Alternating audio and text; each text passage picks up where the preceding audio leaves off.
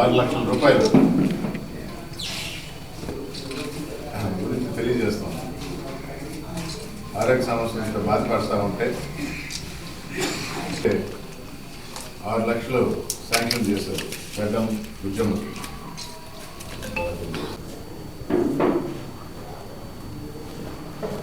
మూడు రోజుల పాటు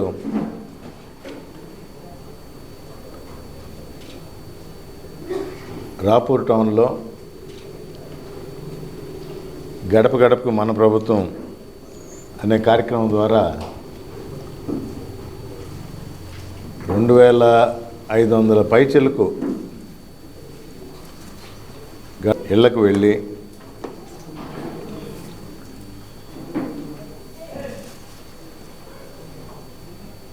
నేను మొదటి నుంచి చెప్తా ఉన్నా, ఈ గడప గడప మన ప్రభుత్వం అనే కార్యక్రమం జగన్మోహన్ రెడ్డి గారు మేము అందిస్తున్న సంక్షేమ పథకాలు ప్రజలకు తెలియజేయమని కాదు, అది ఒక భాగమే.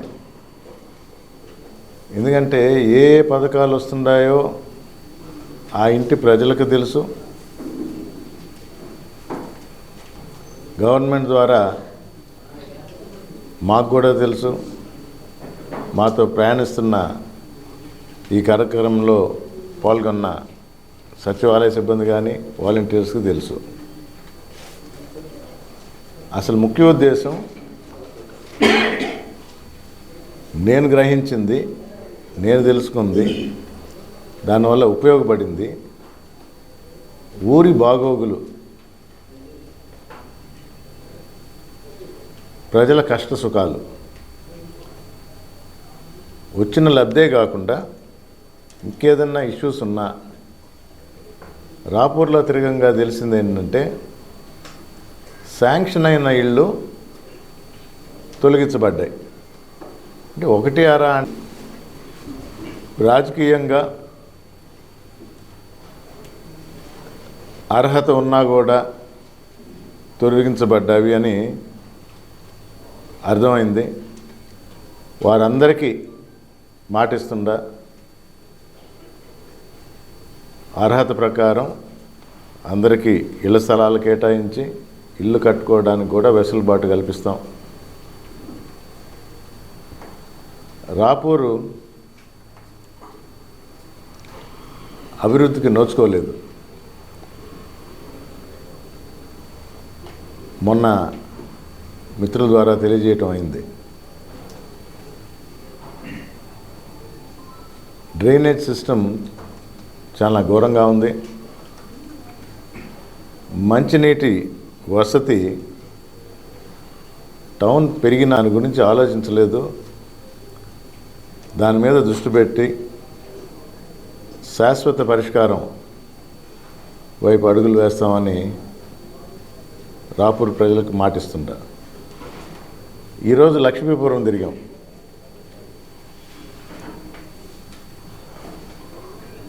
రోడ్డు, డ్రైనేజ్, మంచినీటి సరఫరా. ప్రజలు కూడా పెద్ద పెద్ద కోరికలు లేవు. ఉన్నదానిలో మేము ట్యాక్సులు కడుతున్నాం, ఈ ఊర్లోనే ఉందాం అనుకుంటున్నాం, మా బాగోగులు కూడా పట్టించుకోండి. పథకాలతో పాటు సంక్షేమం కూడా ముఖ్యం.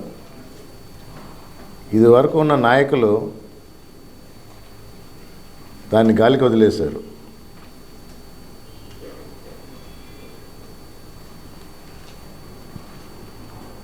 ఒక సంవత్సరం క్రితం చెప్పాం, మన రాపూరు ఎదగాలంటే, పెరగాలంటే, ఒక మంచి టౌన్గా గుర్తింపు పొందాలంటే, ఇక్కడున్న యువతకు ఉద్యోగాలు కావాలంటే ఫ్యాక్టరీలు తెమ్మంటారు. నేను మరొకసారి విన్నవించుకుంటుండా, మన స్ట్రెంగ్త్ ప్రకారం పోవాలి. మనకున్న స్ట్రెంగ్త్ ఏంటంటే పెంచల్కోన.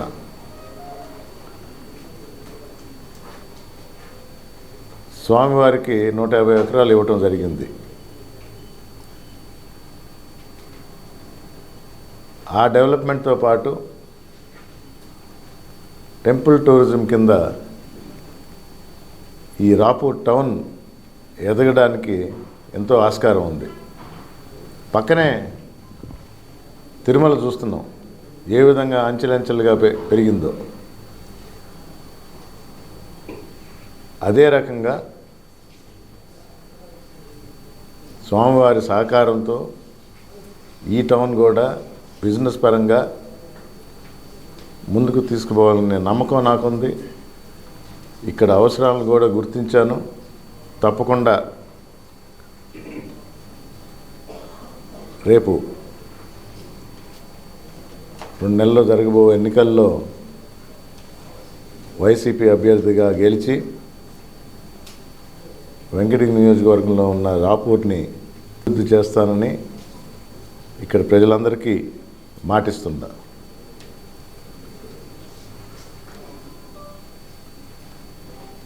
ఇప్పుడే మీ ముందరే గడ్డం బుజ్జమ్మకు సీఎం రిలీఫ్ ఫండ్ కింద 6 లక్షలు ఇవ్వటం జరిగింది. మొన్న సైదాపురంలో 10 లక్షలు చెక్ ఇచ్చిన.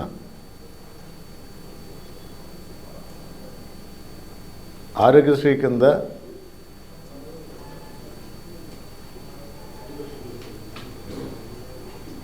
క్లెయిమ్ చేసుకోగలిగే జబ్బుల సంఖ్య సీఎం గారు విపరీతంగా పెంచారు.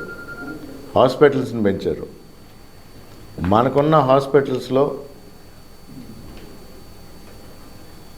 పరికరాలు, కొత్త హాస్పిటల్స్, దానికి అవసరమైన సిబ్బందిని కూడా సమకూర్చారు. వీటి గురించి ప్రతిపక్ష పత్రికలు ఎవరో ఏమీ రాయరు.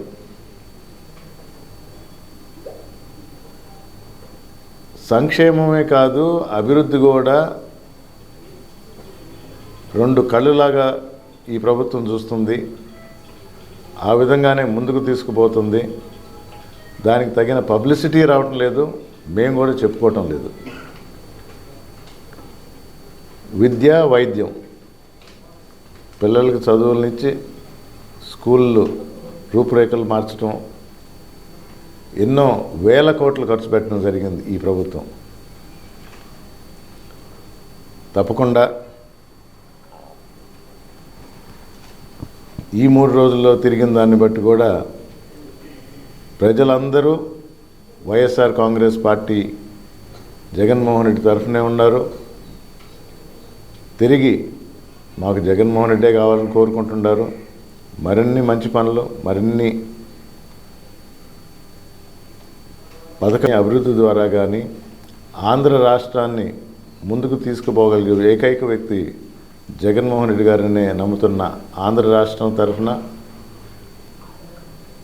175 అభ్యర్థుల్లో ఒకటిగా రేపు ఎమ్మెల్యేగా వెంకటగిరిని అభివృద్ధి చేస్తానని మరొకసారి మాటిస్తున్నాను. ఎవరినైతే అభ్యర్థిగా నిర్ణయించారో లేదా ఎవరికైనా డౌట్ ఉంటే నిర్ణయిస్తారో వాళ్ళ కోసమే అన్ని వర్గాలు పనిచేస్తాయి. గొప్ప మెజారిటీతో వెంకటగిరి నియోజకవర్గంలో మీరే చూస్తారు. ఒక పదం ఉంది, good riddance to bad rubbish. ఇప్పుడు దీన్ని ఏ విధంగా అన్వయించుకుంటారో మీ ఇష్టం. నేను తెలుగులో అనువదించను, మీరే కనుక్కోండి. Good riddance to bad rubbish.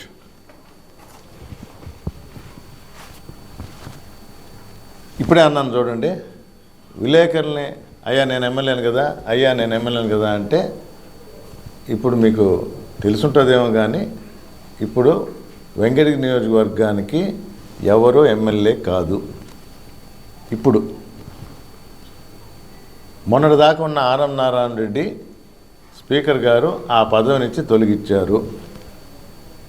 అఫీషియల్గా జీవో వచ్చింది. సో మనకు ఇక్కడ ఎమ్మెల్యే ఎవరు లేరు, స్పష్టంగా చెప్తుందా.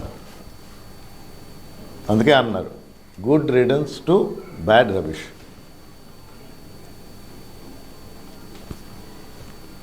నన్ను తగ్గించి చూడాలనుకొని మీరే సాక్ష్యం.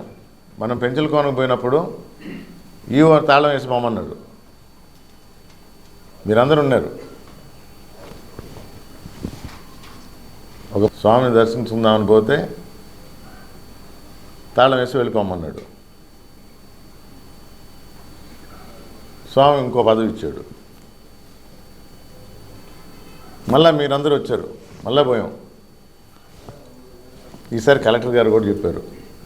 అయినా ఫోన్లో అది ఏమి ఆనందమో, దాన్ని సునకానందం అంటారా ఏమంటారో కానీ ఫోన్ల మీద ఫోన్లు అది ఉండడానికి లేదు. మళ్ళీ ఈవో గారు వెళ్ళిపోయారు. మనం దర్శనం చేసుకున్నాము, వచ్చాము. ఈసారి స్వామివారికి చాలా స్పష్టంగా ఇంకో పదవి ఇచ్చేసి ఆయన పంపించేశాడు.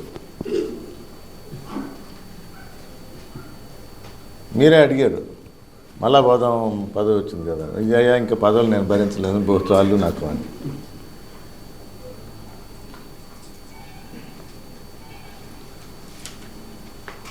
నన్ను అడిగారు, సార్ ఫోన్ చేశారు వస్తున్నారంట, ఈవో మారాడు, ఆయన ఒక పదవిలో ఉన్నాడు, ఆలయ మర్యాదలతో తీసుకుని పోయి దర్శనం చేయించండి అన్న. నా గొప్పతనం అంటాంలా, మా పెద్దలు నేర్పిన సంస్కారం ఇది. క్యాబినెట్ ర్యాంక్ ఉన్న రాళ్ల మీద పేరేయకూడదు అన్నాడు. ఇక్కడి నుంచి వెళ్ళిపోయినా కూడా మొన్నటి వరకు ఆయన పేరు వేయిస్తూ ఉన్నా. ఇది మా సంస్కారం. నిన్న మంచి రోజు, యాక్చువల్లీ మనకు బ్రేక్ వచ్చింది. 3 రోజులు వరుసగా చేద్దామంటే కలువాయిలో ఒక 6 బిల్డింగ్లు ఓపెనింగ్ పెట్టారు. మంచి రోజు, ఈరోజే చేయాలా అని, సరే మనం ఒకరోజు పోస్ట్పోన్ చేసాం.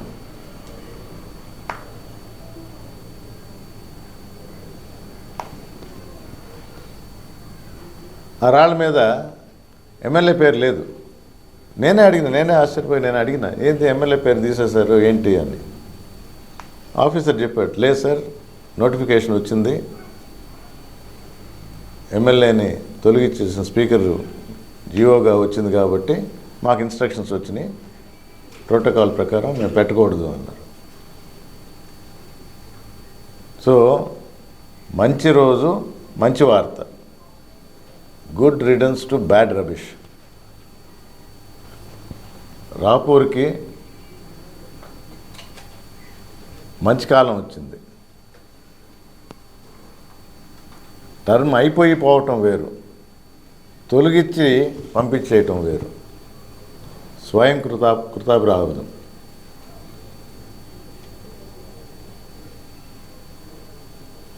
మంచి పనులు చేసినప్పుడు ప్రజలు హర్షిస్తారు, దేవుడు కరుణిస్తాడు.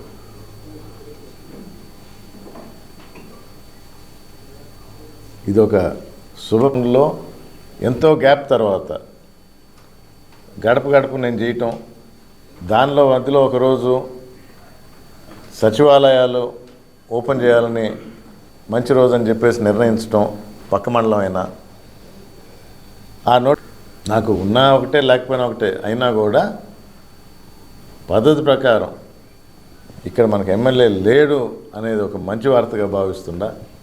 రేపు ఎలక్షన్స్ 10 రోజుల్లో నోటిఫికేషన్ వస్తుంది. 1.5 నెలలో ఎలక్షన్స్ ఉంటాయి. తప్పకుండా మరొకసారి తెలియజేస్తుందా, రాపూర్ని అభివృద్ధి పదంలో పరుగులు పెట్టిస్తా.